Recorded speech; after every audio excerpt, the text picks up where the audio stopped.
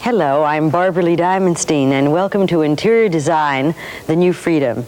Today we'll be talking to Mark Hampton, who's had a most unusual preparation for his career.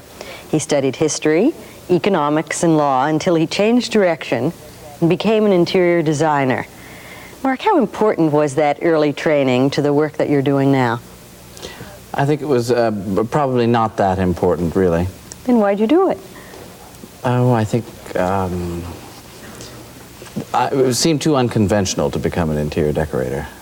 There was no place, in Indiana, no place to be trained for it, no place to go to work doing it, and until I really got a job, it seemed ephemeral kind of career to strike out on. Well, here you were living in Plainfield, Indiana, population 3,000 at the time, reading House and Home magazine. How'd you ever manage to get a copy? Well, I was given a subscription to that by some wonderful elderly people who built a very modern house in Plainfield when I was 10 years old, and I just hung around the building site all the time watching this house. It was the only modern house in town. And they turned out to be great lovers of Frank Lloyd Wright and of Mies. That was in 1950. The Farnsworth House came out in that magazine in 1951 when I was 11, and they gave me a subscription of that magazine. It was, you know, my great treasure. And Frank Lloyd Wright and Mies were the very models of architecture that you were interested in? Well, I always liked lots of different things, you know. Even now I like all different styles. I loved Frank Lloyd Wright, but then I loved old houses. I had an art teacher in the 4th grade who taught me the difference between Victorian houses and Georgian houses, and then the difference between a Georgian house and a Greek Revival house. You see, I thought that was wonderful, and I loved drawing all kinds of houses. I never really settled onto one style. And would you say that would characterize your work now? Is there a particular signature that you have? I would hope it would characterize my work. You know, it's almost impossible not to get into some kind of a pattern of work, because people do come to you having seen something you've done, whether in person or in photographs, and frequently say that they like this room. How can you turn this room into a room for them? That must be very discouraging to a designer, in the sense that it's flattering that one comes to you because they've seen your last job, but I guess you always want to go on to your next job. Yes, I think the thing that's discouraging is to work with a personality that has no sense of confidence, no sense of a personal point of view, and no real taste, as it turns out. I mean, there are people, you know, who will look at a picture and they'll want that picture, but they have no real sense of their own taste. What is good taste?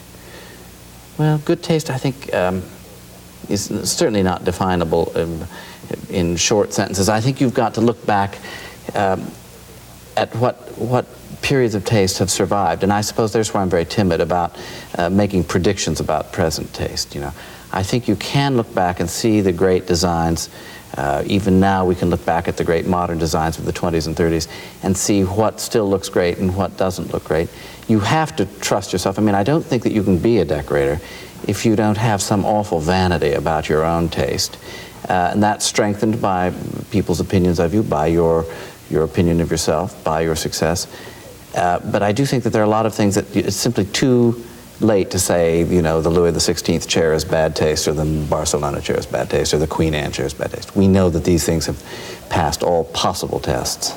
Well, you've had 3 excellent finishing schools in addition to your own training, and I'm thinking of the work that you've done with David Hicks and Macmillan and Sister Parish. To begin with, how'd you land your first job with David Hicks? That was quite a coup for a first job. I was an undergraduate at the London School of Economics, and I had in my spring term very few courses, one tutorial, and I drew all the time, as I do now. And I took a portfolio of drawings into, you know, to interview for a job. And he needed someone a month later. He was losing his assistant in a month and asked me to come back in 4 weeks, which I did, and worked there for about 2 months, almost 3 months, mostly doing drawings. I wanted to go into decorating, and my parents thought it was a terrible idea, so I went back, finished my undergraduate work, did a year of law school, and then went into art history as a kind of a compromise, I guess. It sounded more serious to my parents than decorating. There wasn't always such a thing as interior design. In fact, when you talk about those rooms of the 30s, There aren't many great-great-grandmothers around who even had interior design, certainly not interior designers or interior decorators. How old is the profession? Well, I think it really began, I think, in the 18th century. Then it sort of disappeared. It became the work of upholstering companies. I mean, you know, 18th century French and English rooms were certainly decorated. But the by furniture, cabinet makers as well. Or by architects, yes. You see. I mean, you have that incredible phenomenon in England of Robert Adam designing furniture and Thomas Chippendale making it, or else Thomas Chippendale making the furniture that he designed. But these men designed curtains, they designed moldings, ceilings, carpets, chairs. You know, that room up at the Met, the Croom Court Tapestry Room, everything in it is designed by Robert Adam, the fireplace. So that is interior decoration, certainly closely linked to the architecture. Then I think like a lot of things that have to do with taste, it has to do with the expanding economy, the rising middle classes, the parvenu. You know, the new rich have had a huge impact on taste. There's where a lot of the overstatement comes in of our time. I think it's that lust for opulence. In the 19th century, all those huge houses that were built all over England were finished up by those big upholstering companies in England, in London. And then we come to the 20th century and what you refer to as the rise of the middle classes, and I guess a more widespread affluence, mobility, and education. Sure. But I think what you'd really date it to is the magazines.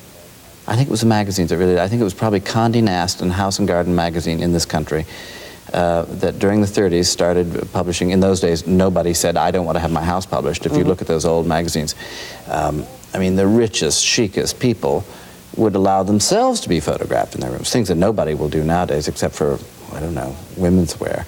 But it's funny that people were very innocent about publicity. At least it wasn't considered the vulgarity for a lot of people that it is today. And I think those magazines are what really marketed the idea of having a decorator. Now decorators do what architects used to do, back to what we were talking about in the 18th century, and cabinet makers.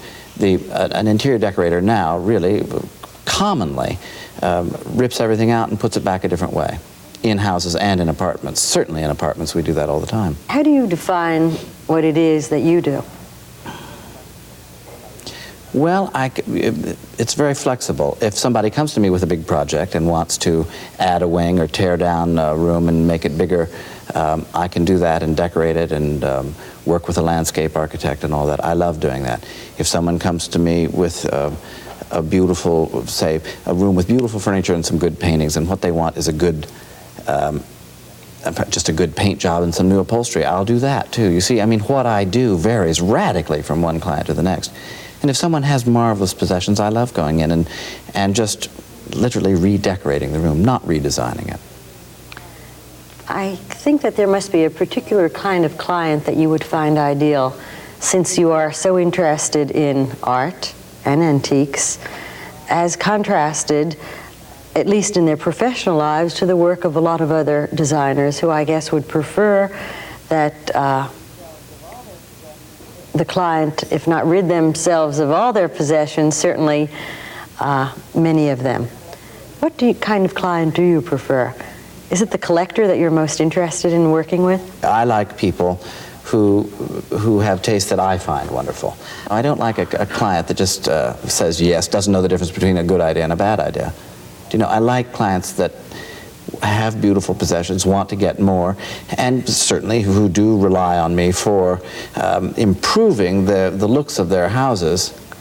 But I like a certain intelligence. Is a job ever finished? Even the ones that you intend to finish? Well, good jobs, I think, for people you love working for, are never finished. Bad jobs are finished, I think, when the last bill is paid.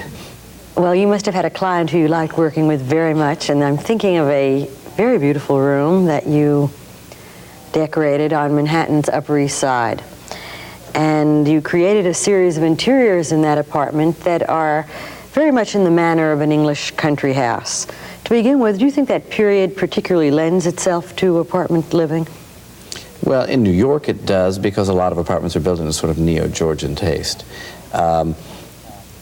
There's another example, Barbara Lee, where fashion starts creeping into the whole concept of decorating. it's something that I find difficult to balance cerebrally. I mean, you do like to be in style. You do not hire a decorator to be out of style, or you do not hire someone who is happily out of style. You want to be in style. So a lot of these New York Georgian apartments were designed as American Georgian houses. But it's quite clear, I think, to anybody that the fashion for a more English-looking apartment is a look that has become more fashionable now than, say, it was 25 years ago when it was French. When it was French, or else that very arid sort of George III style, you know, gray walls, gray carpet, Pembroke tables, wing chairs. In fact, you were talking about Williamsburg earlier. Williamsburg in the 50s had an enormous impact on taste, that sort of proper taste. And the apartment you're talking about started out not like a Williamsburg apartment, because they only moved to it about 7 years ago. But they moved from a house full of French furniture into this Georgian apartment, and we did it in a rather chaste Georgian way. White walls and a lot of chintz, but rather cool. However, in a rather unusual turn of events, you and the client decided to change the color of the room when it was all finished. What prompted that decision? Actually, it was her idea. It wasn't my idea. Was that one of the client's good ideas? Oh, yeah, it was a great idea. They lived in the apartment for about 2 or 3 years with the white walls. And two things happened. It, I think, looked too cool to them, too disciplined. And that, I think, is a great point in decorating. The longer you live in rooms, the more sure you are of the effect this room has on you, to say nothing of the effect you have on the room. This room obviously wasn't very severe, but very strict. Frequently, when you live in it for a long time, it starts loosening up around the edges. But you like a lived-in look. I love a lived-in look, but some rooms don't lend themselves to lived-in looks. I personally think that's one reason that modern, you know, that beautiful, cool modern design of the Bauhaus cannot appeal to an awful lot of people, because it simply demands that you put things away. You cannot just drag things in all the time. And you have certainly never been very high on high tech. Never high on high tech. Although I've seen high tech rooms that are wonderful set pieces, you know. But they don't have much latitude, to me at any rate. They can't go very far. Too many fixed elements. Yeah, you've got to put the paper away. You've got to, you know, you've got to put your book away. You've got to put a new, if someone gives you something, you have to put it away. I mean, we've all seen those rooms where there's no room for a Christmas gift. The kind of room that you prefer is filled with all kinds of comfortable furniture and personal memorabilia, but where do you draw the line between clutter and comfort? Well, first of all, I hate clutter that doesn't have any reason. You really want organized clutter. Yeah, I mean, you know, people who buy shells all the time. I mean, you know, we could all own 80,000 shells. Why collect 5 of them, do you know? So that I find very boring and very cheap looking. I mean, if you collect wonderful shells that you find, fine.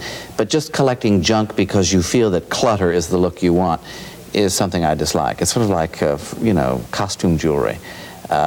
So that pointless, impersonal clutter I hate. But everyone can't afford Tiffany's. If you have some sort of original taste, or at least nice taste, you can find things that you can afford that are pretty and that are personal. And that, of course, is the best kind of collection of objects, don't you think? It's like people whose books are interesting to look at and whose tabletops are interesting. And they don't have to be covered with things, but pretty memorabilia, pretty objects. But it's also a good reason to hire a decorator. I was once in Columbus, Ohio, and there I see this beautiful house, Mark Hampton. Texas, California. Oh, there's a house. Yeah, I love working out of town. Well, how do you manage to deal with craftsmen, or do you move everything in? Sort of like the catered affair. You do move a lot in, sure. An awful lot of the furniture. If I do a house out of town, I really hope, I mean, I hate to sound like a prima donna, but I really insist on having the curtains and the furniture made here, and obviously the carpets have to come from here. And that is a big undertaking. I have had to fly painters around, too. There are no painters in Texas? Well, no, I don't have to. There are some places where there isn't somebody to do the final fancy surface. Yeah. But it must be a very big job, because with all the demands on your time, it's quite true, you've only been in business for 5 years, but obviously you have a very successful practice. And there is only one Mark Hampton, and there are only 24 hours in a day, and how many clients can you deal with at any one given time, let alone clients out of town? That is a big problem. Well, out-of-town clients, of course, aren't calling you every day, and they're not sort of saying, get over here, you've got to see what's just happened, or, you know, there are 2 hooks out of the curtains, or... Does that really happen still? Oh, sure it does. Of course it does. Well, that sounds like, you know, a good part of your time, in addition to being a designer and a decorator, is, I guess, analyst and parent. And in the furniture repair service, too, I think. I sometimes feel like I'm in the maintenance business, you know. Fixing chairs, fixing lampshades, replacing missing parts. I mean, you know, it's endless. Well, that doesn't go on so much in a job that's 1,000 miles away. You live with your wife, Duane, and your 2 daughters in Manhattan, in a rambling Park Avenue apartment that I think does reflect your love of space and of color. Perhaps you'd be good enough to tell us how it is that you live and why you chose to live in the fashion that you do. Well, in the first place, it has evolved a little bit. When I started out... How long have you lived in the apartment? 10 years. And before that, Duane and I lived in a very sort of middlingly modern apartment. And before that, we lived in a very strictly modern apartment. That's before we had any kids. And that was one of those places where you couldn't even have the paper out. But I had just gone into business, and it had to be a bold statement. And so it was a very bold statement. And it was chic, and it got published a lot. So that in some ways, the residence of a designer is also a showplace. That's an enormous burden. Has to be. Yeah, it is a burden. And that's the great thing that you have to resolve. But you do have to come to terms with what you can live with and what you can't. And you see how you entertain, where do you put people for dinner. Well, how has your taste evolved in the very place in which you live? First of all, I fell out of love with plastic furniture. As soon as you could afford better. Well, no, long before I could afford better, I'm sorry to say. I mean, I've got a lot of furniture that's junk. There's where you really, it's back to what you're talking about, where you have to be very careful in the selection of your inexpensive furniture. No, we don't own great furniture, don't have anything really good. But we have some pretty furniture. Are there any elements that you've kept from the original design that are in the current design? Oh, gobs, loads of elements. For example? Oh, I love marble and porphyry objects. They're all still there. The upholstered furniture's all still there. You know, you can change the arm on a chair, and you can change the trim on a pillow. And the sofas I have, we've had for 15 years, and they, you know, they're the same. They could look very modern or not. Well, in its current incarnation, the living room of your apartment combines cotton print and English bustleback chairs and a Chinese waiting chest and a Victorian desk. How did you manage to bring all of these diverse elements together and do it with such success?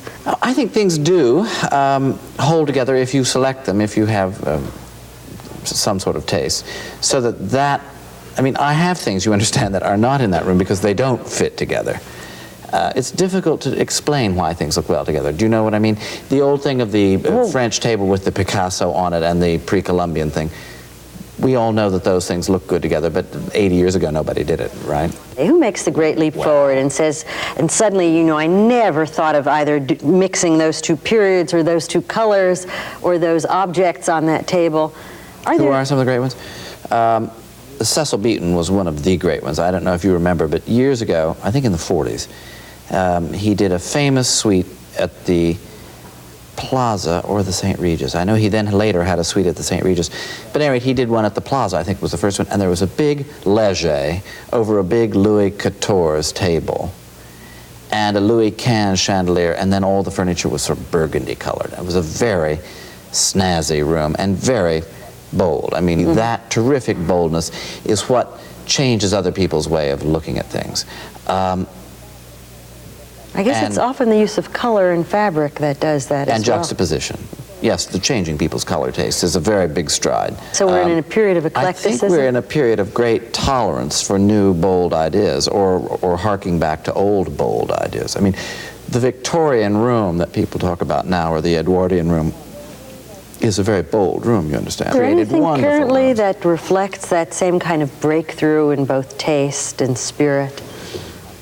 Or has it all been done? Well, oh no, high-tech hadn't been done, and high-tech did break through, but then I think a lot of people finally you got there, there's no place to go. I mean, the room was dead on arrival, sort of, you know. There have always been people who've loved burgundy velvet and deep fringes and pictures of, you know, exotica hanging all over the walls 12 feet high. But it's now much more marketed. It's much more known. You know, it's getting down to North Carolina and Grand Rapids and those people. And how will they translate that? Poorly, I suppose. Why don't we have any cheaply. great designers designing for mass furniture companies? I think, you know, it's a perhaps too simple an answer. I think just the whole thing of mass anything is defeating. I just think it spoils. I think it spoils it. I don't know whether it's because of people's greed for special things or their need for special attention, but I can't think of anything that is mass-produced that finally can compete with something that isn't. How does the apartment that you live in and its design let your family live the way all of you want to? I know that your wife has a lot of training in interior design as well, so that obviously you don't create a forum without any response from an audience. Does she help make decisions in terms of your apartment? Oh, sure. Oh, absolutely. I mean, one of her great axes that is constantly being ground is that people say, oh, you know, do you ever get to do anything? Do you ever get to say this or that? Of course, she has an enormous foot that gets put down on ideas of mine all the time. And I always tease her about the book stacks in the bedroom that get dusted like tables. I mean, these piles of books that are sort of neat, but they, you know, they're there. They've become permanent. Have you ever had a failure? A job that you wouldn't want to claim? Well, no, because I've always, again, I don't mean to sound self-congratulating, but I've had rooms that I've had to fix, sure. Well, what did you fix in a room when you had a second I've had to rip thought? up patterned carpets that have had people seeing double and just looked awful. I've had to repaint walls that turned out the wrong color. I've simplified curtains that have been too elaborate. I mean, you know, these things happen. How does the client feel about those revisions? Oh, well, Some of them must be very expensive. Sometimes it ruins the relationship. Well, sometimes you take a bath on it. Sometimes people say, oh, well, it's not your fault. I approved it. Which is sort of like being patted on the head, but you are grateful for it when somebody says that. And frankly, I like working for people who do take some responsibility for making these decisions. I mean, you know, you don't go to a restaurant and order a meal and say, I don't like it, take it back. I mean, you do sometimes. Some people do, but I mean, you don't, I don't. You've got to take some responsibility. And that, of course, is the basis of the relationship between a decorator and his client. That trust. What is the ideal client? Some good taste, compatible personality, rich, and a sense of adventure. I mean, You said before that interior designers get better the more often they work and the more jobs they do. good interior designers. Let's assume that the good only improve. Yeah. But that need not necessarily be the case with furniture. In fact, I think it was you who said that some furniture is ravaged by time rather than enhanced by it. Sure, plastic tables. Those, I mean, I hate to use trade names, but those carved, square-looking sofas of the 50s that actually are quite comfortable but look very stiff and strict, and people don't like sitting on them, and you know, the little funny little chrome legs. I hate that kind of furniture. And you know, I think another thing that furniture has done, it's like what happened to Danish modern. Everybody sort of got to Whatever happened to Danish modern? Well, I think everybody finally identified it with motel furniture, and that was the end. I mean, out. And an awful lot of modern furniture of the 50s, everybody identified, except for the very rich again, who had the great pictures and the wonderful lacquer and all that, with offices. And people simply don't like, for the most part. Now, I mean, obviously, there are jillions of rooms that have wonderful, strict furniture. But for the most part, the public do not like furniture that reminds them of an office. On the contrary, I'm always working for men who want their offices to look like a room at home. I mean, you know, men who spend 12 hours a day in that room. What's the worst mistake that one can make in putting together an environment? Slavish adherence to what we all call a look or a statement. You know, we all talk about making a statement. I don't, but I'm constantly hearing about a statement. Does it make a statement, you know? What does that mean? Well, I mean, what indeed does it mean? We know, we see these rooms that have this big this big look. But every the room big makes bang. a statement positively or negatively. But does that mean something that is I'm talking about supposed to be degree. pow? The big, loud, noisy, fashion-oriented statement. Does it look like an ad in women's wear? Does it look like an ad in, you know, Architectural Digest? And that to me is bogus and poor. People who look silly in their clothes and people who look silly in their rooms. You know, people who serve funny food, you know, fad food, fad flowers, fad hair. I mean, it goes on and on. What It are fad affects. flowers? Oh, well. One single lily. Do you remember the piece of driftwood and the chrysanthemum in 1956? Well, now, I mean, I wouldn't want to hurt anyone's feelings, but there are fad flowers. Tell us. Tell us Not what they your are. flowers. Not your flowers. I don't think they're fad flowers. Oh, the fish bowl with something floating in it, you know. One, you know. One flower floating. Hey, we've all seen it, haven't we? The votive lights flickering away on the table. I mean, there are all sorts of gimmicks, you know. Szechuan food, I think. What do you consider to be the best of the American design tradition? I think there's a sort of a funny Protestantism about American design that's like so many things American. It is an absence of that European, frightfully rich upper-class look that is kind of gagging, I think. That's what I think of is the most wonderful thing about American art and design and so forth. That it has a nice throwaway quality, and I hate to see that lost. And people, you know, decorators frequently are the agents of losing it too, I think. But I like the, you know, the little easier to take atmosphere that a lot of American rooms have. But you've also talked about that unique American phenomenon, and that is it's Americans who are obsessed with housekeeping. Won't you please expand what you mean by that phrase? I do love cleanliness. I do think that, you know, the longer you live in New York, the more seduced you are by the clean anything. Don't you think? If it's clean, you already like it better than something that isn't. How do you reflect this interest in order and organization and tidiness in a design? Do you see that as part of the function of design and designers? Facilitating an existence? Sad sounding, isn't it? Probably is. Dreary, but it probably is a function of designers. It's the gloomy side of design for people. You know, the kind of nervous side. I do think that you have to help people avoid, and this is just very subjective on my part, avoid looking arbitrary. Do you know, what is it doing here? Why that chair? Why is this color? Do you know, that mindless mixture of things, or that, which is not always necessarily ugly, but just that attempt at being different, just for the sake of being different. Do you know what I mean? Does that describe anything to you? I think it does, and thank you, Mark Hampton, for describing so much to us and in such a lively way, and as usual, it's been provocative and informative and just plain fun to talk to you. Thank you. And thank you, audience, for being with us too. I'm Barbara Lee Diamonstein for Interior Design, The New Freedom. Thank you. Bravo.